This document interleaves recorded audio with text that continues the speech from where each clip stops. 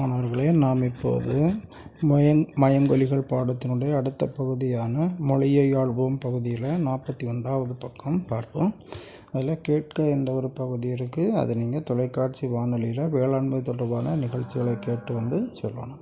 அதுக்கு அடுத்த பகுதி பேசுக. மாட்டுப்பொங்கல் அன்று மாடுகள் பேசிக்கொள்வதாக கற்பனை செய்து உரையாடுக.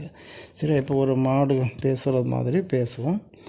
நான் அதற்கான பதிலை சொல்கிறேன். நீங்கள் அதை கேட்டு உங்கள் நோட்டில், கட்டுரை நோட்டில் எழுதணும். நான் உங்கள் செல்வம் பேசுகிறேன். மனித இன வரலாற்றில் மக்கள் வாழ்க்கையோடு எங்கள் இனத்தின் தொடர்பு மிக நீண்ட காலத்திற்கு முன்னரே ஏற்பட்டுவிட்டது எனலாம். அதுவும் தமிழர்க்கும் எங்கள் இனத்துக்கும் நெருக்கம் அதிகம். உழவுக்கு உதவுபவை எங்கள் இனத்தின் ஆண்களான காளைகளே. எருது, பகடு, ஏறு என்றெல்லாம் அவை கூறப்படுகின்றன. உழுவதற்கும் சூடடிப்பதற்கும் வண்டி இழுப்பதற்கும் பயன்படுகின்றோம். உங்களுக்கு நெல்லை தந்துவிட்டு நீங்கள் இடும் வைக்கோலை தின்கின்றோம். சமைக்கும் சோறு உங்களுக்கு, கழுநீரும் கஞ்சியும் எங்களுக்கு. எங்கள் இனத்தின் பெண்களுக்கு பசுக்கள் என்று பெயர். பசு என்பது வடமொழி சொல் எனவும் ஆ என்பது தமிழ் சொல் எனவும் சிலர் சொல்லி கேட்டுள்ளேன். பண்ணைகளில் வளர்க்கப்படும் நாங்கள் பால் தருகிறோம். ஆவின் பால் குழந்தை முதல் முதியவர் வரை யாவருக்கும் பயன்படுகிறது. எங்கள் சாணம் பயிர்களுக்கு உரமாகிறது.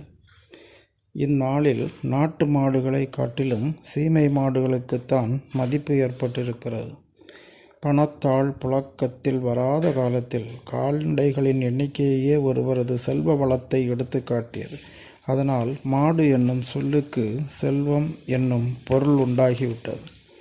காளை, பசு என அழைக்கப்படும் எங்களுக்கு மாட்டுப்பொங்கல் என்று நன்கு சிறப்பு செய்கிறீர்கள். மஞ்சு விரட்டு என்னும் நிகழ்வை நடத்தி எங்களை அடக்குவதன் மூலம் உங்கள் வலிமையை நிரூபித்து கொள்கிறீர்கள். எல்லாம் சரிதான். எங்களை பாதுகாப்பதில், வளர்ப்பதில் உங்களுக்கு போதிய கவனம் இல்லை என எங்களில் பலரும் கூறுவதை கேட்டிருக்கிறேன். அந்த கெட்ட பெயரை நீக்கிக் கொள்ளுங்கள் என உங்களை கேட்டுக்கொள்கிறேன். சரி மாணவர்களே, இந்த பதிலை உங்களுடைய கட்டுரை நோட்டில் எழுதிக்கொள்ள அன்புடன் கேட்டுக்கொள்கிறேன். அடுத்த கேள்வி, உங்கள் பகுதியில் கொண்டாடப்படும் திருவிழாக்கள் குறித்து பேசுக. எங்கள் பகுதி மதுரை மாவட்டத்தில் மதுரை மாநகராட்சிக்கு உட்பட்டது. இதன் பெயர் திருநகர். இங்கே பல திருவிழாக்கள் கொண்டாடப்படுகின்றன. அவற்றுள் சிலவற்றை குறித்து பேச முற்படுகிறேன். இங்கே உள்ள வெயில் உகந்த அம்மன் கோயில் புகழ் பெற்றது. ஒவ்வொரு ஆண்டும் ஆடி மாதத்தில் கோவில் திருவிழா கொண்டாடப்படுகிறது. ஆடி மாதம் 1ஆம் செவ்வாயில் கொடியேற்றப்படும். அடுத்த செவ்வாயில் திருவிழா நடைபெறும். கரகாட்டம், கும்மி முதலிய விழாவில் இடம்பெறும்.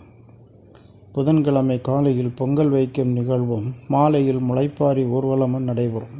இரவில் கலை நிகழ்ச்சி நடப்பதும் உண்டு. எங்கள் பகுதியில் சித்தி விநாயகர் திருக்கோவில் உள்ளது.